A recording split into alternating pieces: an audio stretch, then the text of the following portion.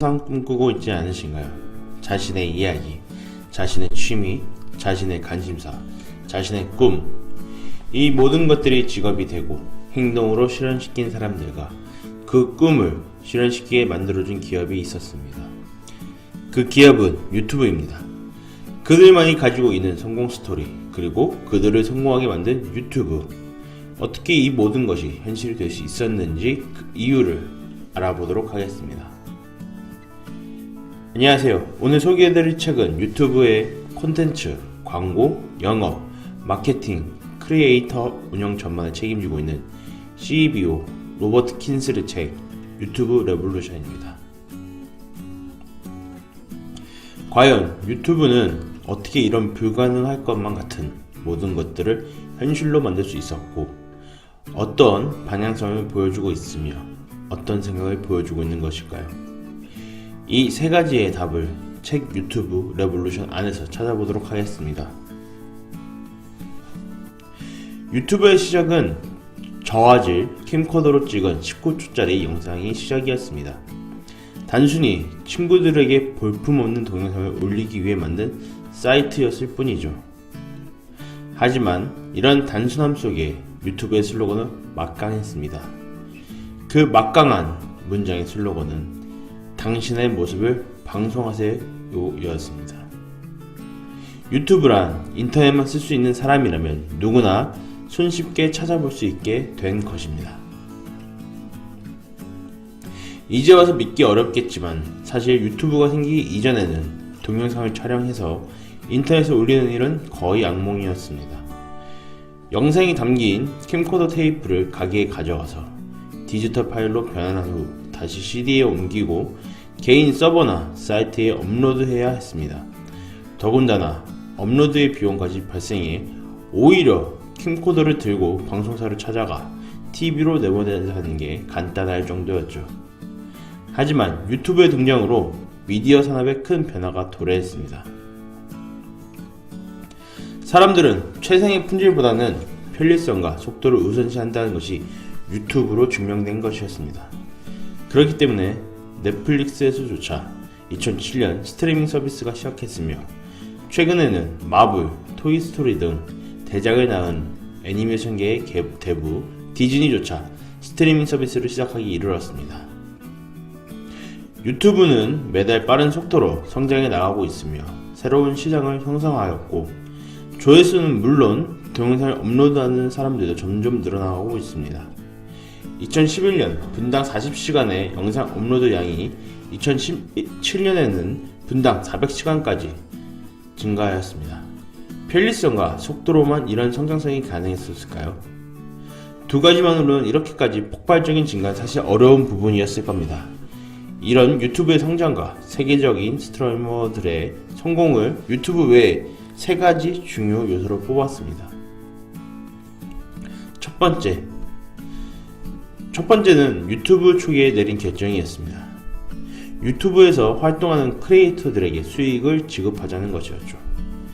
미디어 벤처기업이라면 어느 곳이나 같은 문제로 고민을 하고 있습니다. 블로그나 잡지, TV, 비디오 스트리밍 서비스 등 모든 분야에 해당되는 이야기입니다. 한국에서는 네이버나 다음 블로그가 해당되는 것이죠. 유튜브는 사람들이 유튜브로 새로운 목소리를 낼 뿐만 아니라 수익을 창출하고 생계를 책임질 수 있을 정도의 돈을 벌 수 있기를 바랐습니다. 오늘날에는 공유경제를 바라본 시각이 다양해지고 우버나 리프트, 태스크래픽 등 공유경제의 축을 이루고 있습니다. 이러한 유튜브의 수익 공유 시스템이 불러온 가장 큰 변화는 인터넷 콘텐츠 크리에이터를 하나의 직업으로 장착시킬 수 있게 된 계기가 된 것입니다. 더불어서 인맥과 운을 타고난 사람들에게만 가능했던 엔터테인먼트 분야가 모든 사람들에게 도전의 직군으로 변화하게 된 계기가 되었죠. 두 번째로는 동영상과 음향 제작 비용이 현저히 낮아지던 시기와 맞물리면서 크리에이터는 자신의 수익을 영상의 품질을 높이는 데 투자할 수 있게 되었습니다. 유튜브가 탄생하던 해에 애플이 자사의 모든 컴퓨터와 랩톱에 아이사이트 카메라를 장착하기로 한 것은 유튜브의 호재였습니다. 일찍이 웹캠이 확산되지 않았더라면 처음 몇 해 동안의 유튜브 콘텐츠 역시 빛을 보지 못했을 것입니다. 스마트폰은 모든 사람들의 손에 고해상도 카메라를 쥐어주게 된 것입니다.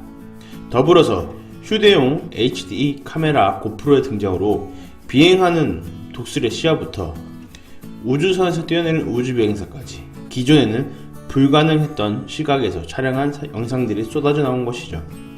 과거 헬리콥터로만 촬영할 수 있었던 장면을 이제는 HD 카메라를 연결한 드론으로 촬영할 수 있게 되겠습니다.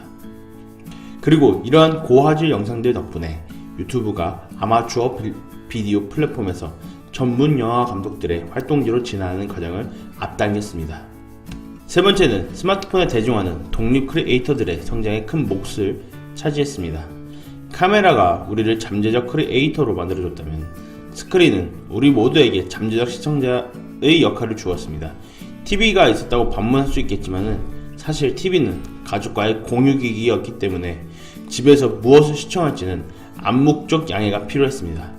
하지만 스마트폰의 사용이 늘어나면서 더는 양보하지 않고 내가 시청하는 콘텐츠를 다른 누구와 공유할 필요가 없어졌습니다. 기존에는 거대 기업들의 공급 라인에 맞춰서 할 수밖에 없었던 구조였다면 이제는 콘텐츠의 무료 유통, 안정적인 수익 창출의 기회, 카메라의 진화, 이 세 가지 요인이 창의적 인재로 무장한 새로운 공급 라인을 생성하는 데 큰 영향을 끼쳤습니다. 더군다나 모바일 영상은 우리가 미디어를 대하는 태도를 책에 접근하는 방식으로 바꾸어 놓았습니다. 내게 맞는 콘텐츠를 찾아 언제 어디서나 내가 원할 때 소비하는 방식으로 바꾸어 놓아 버린 것이죠. 이런 모든 상황을 보았을 때 방송사들이 겪고 있던 시청률 하락의 문제는 콘텐츠가 아닌 접근성에 따른 것임을 깨달을 수 있을 것입니다. 사람들이 단순히 지상파나 케이블에서 반영하는 프로그램에 관심이 없었던 게 아니라 여타 콘텐츠를 시청하는 방식대로 TV 프로그램을 소비할 수 없었기 때문이라는 얘기입니다. 사람들은 이미 자신이 원할 때 스마트폰을 통해 시청하는 방식에 익숙해져 있기 때문이죠. 밀레니얼 세대는 가치가 있다면 기꺼이 돈을 지불하는 세대입니다. TV 콘텐츠를 유튜브처럼 모바일에서 재생할 수 있는 앱으로 제공된다면 시청률과 수입이 충족이 될 것이라고 보고 있으며 이것이 유튜브 CF 로버트 킨슬이 생각하는 미래의 미디어 세상입니다. 영화관에는 속편이 많아지고 스트리밍 서비스 업체와 방송사에는 오리지널 콘텐츠가 더욱 풍성하게 제작되며 TV 콘텐츠를 디지털로 시청할 수 있는 플랫폼이 더 많아지는 세상이 생겨날 것이라는 거죠. 로버트 킨슬은 이미 진화는 시작되었다고 합니다. 처음 굴러간 눈덩이는 차이를 모르지만 점점 크기가 커질수록 가속도가 붙듯 가파른 진화가 될 것이라는 생각과 동일하게 보는 것입니다. 앞으로는 유튜브가 눈부신 발전을 거듭할 것이라고 보고 있습니다. 결국 유튜브의 성공은 이해관계자들의 성공과도 같은 것입니다.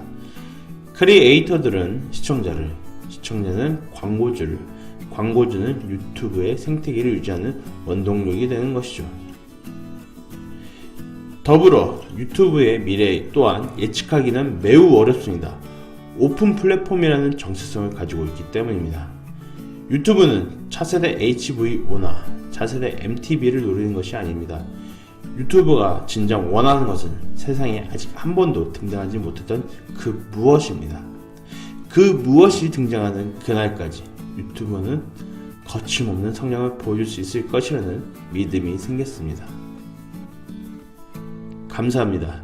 책을 알려준 남자 책알남이었습니다. 내용이 유익하고 도움되셨으면 구독하기와 좋아요 부탁드립니다. 다음에는 더욱 유익한 내용으로 찾아뵙겠습니다.